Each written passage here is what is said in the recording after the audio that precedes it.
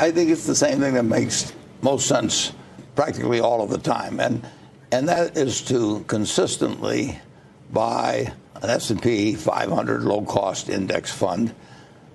Keep buying it through thick and thin, and especially through thin, because the temptation gets, when you see bad headlines in newspapers, maybe to say, well, maybe I should skip a year or something.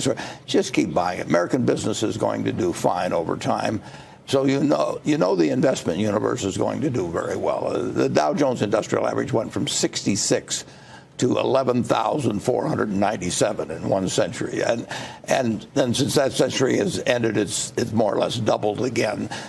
American business is going to do well.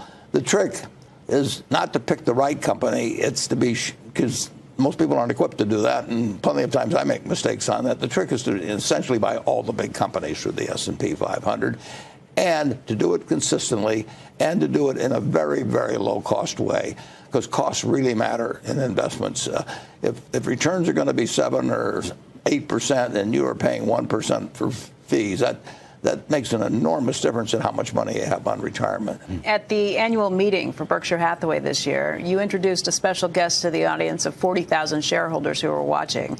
It was Jack Bogle. Why did you want to recognize Jack Bogle? I think Jack Bogle has done more for American investors than any other person connected with Wall Street or the investment process, because he, with a number of other people, he came up with the idea of the index fund. He wasn't the sole thinker behind it, but he was the guy that implemented it and crusaded for it. But now there's trillions of dollars in low-cost index funds.